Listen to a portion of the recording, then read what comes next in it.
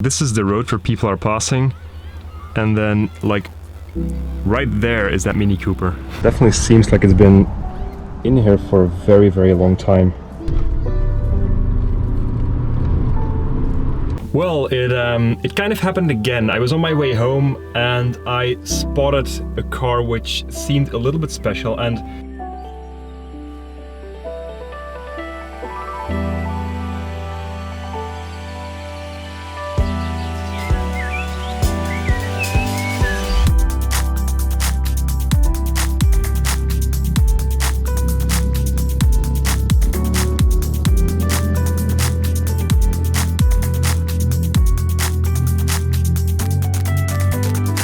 I thought it'd be a good idea today to take the Saab, my Swedish boat, out to the Ardennes and go and look for some twisty, very beautiful back roads. The Ardennes here in Belgium is full of them. It's just a matter of finding them and remembering where they are. In the summer of 2021 I spent most of the time restoring the suspension of my MGB, so next year I would like to drive it as much as possible. It's a misty day, it's a little bit moist as well, but I'm looking forward to just driving the car for a bit and having, well, a bit of fun.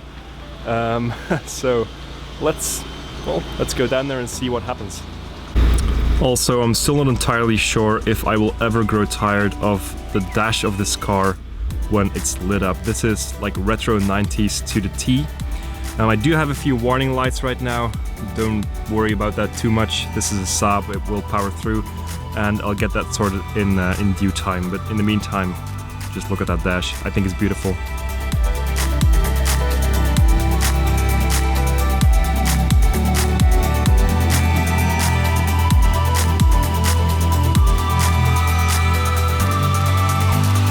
So we are almost at our first stage of the day, and well, it's looking quite interesting already. There's a stone mill right next to us. There's a bit of an industry going on here, and the reason why this road is so interesting, because we're going to drive up it in a moment, is because this is basically in the middle of nowhere. Like, we see a lot of activity right now, but just imagine this on a Sunday or maybe even at night. I think it's going to be pretty quiet, and because there's no towns next to this, I think, oh my god, that's pretty nice. That's a nice 911. That's a pretty nice 911. Okay, we are definitely in the mood today, and this is the start of our stage. So we are driving uphill right now, and yeah, let's see how this what this looks like.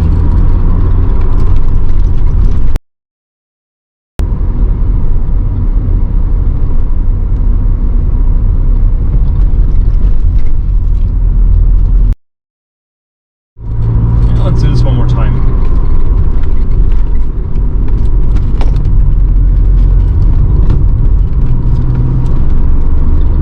We're gonna have to be in a little bit higher revs with the Saab because it has a turbo. It's a 90s turbo, and it's pretty sluggish in low revs.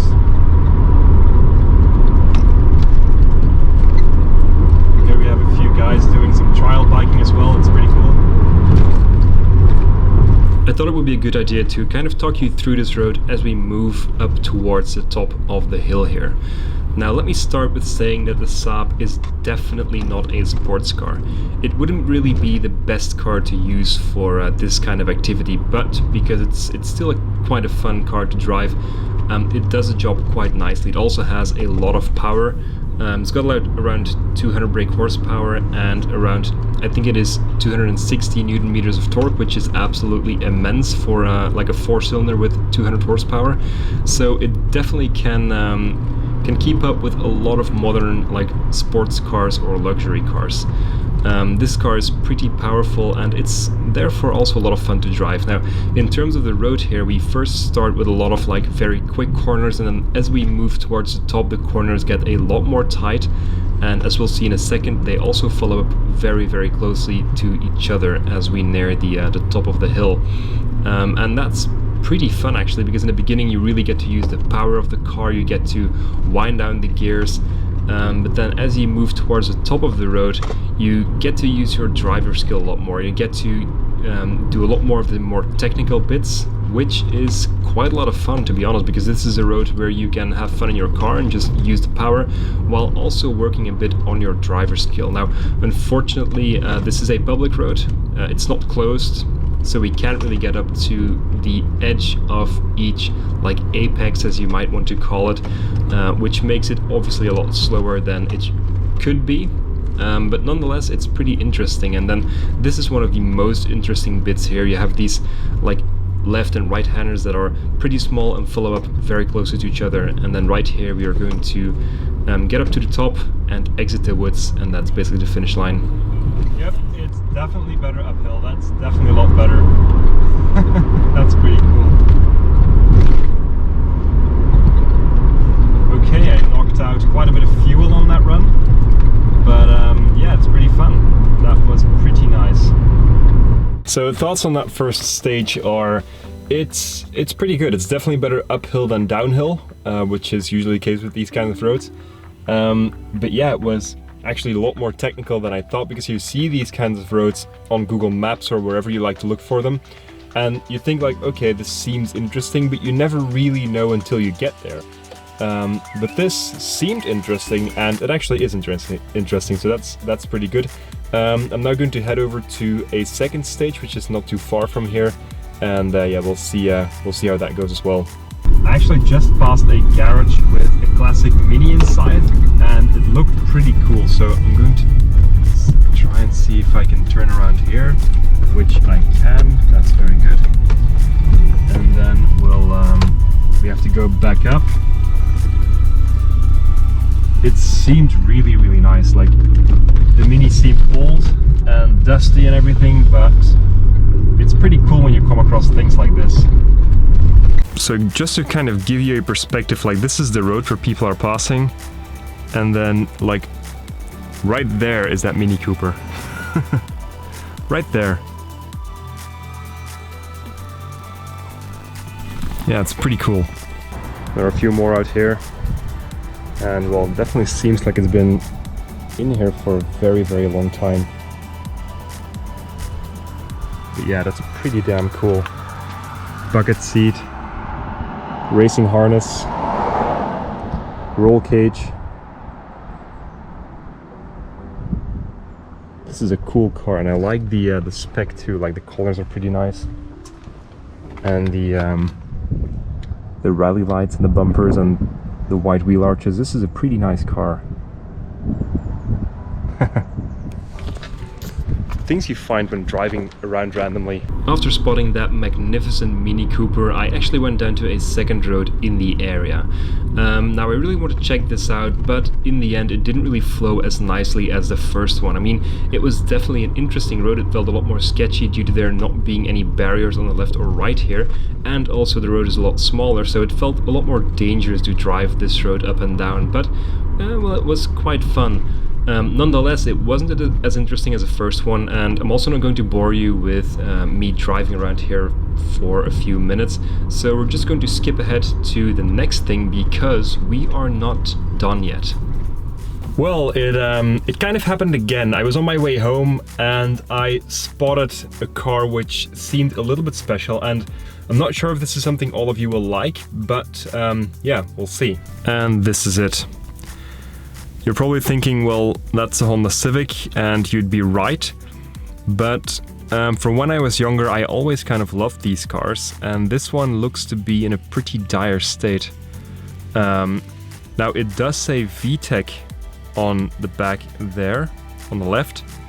So I'm not sure if it is actually a VTEC, but nonetheless, these cars are getting quite desirable. And if you have one in a very good nick, then a VTEC model is actually worth quite a bit of money. So we'll get out of the car, do a walk around, and yeah, take a closer look at this thing.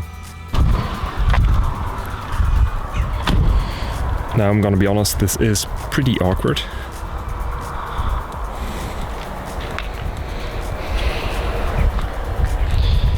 So it says VTEC here, but then 1.5 ILS here. I'm not sure what that means. I actually like these cars. They're quite cool. And then back there we have the Saab.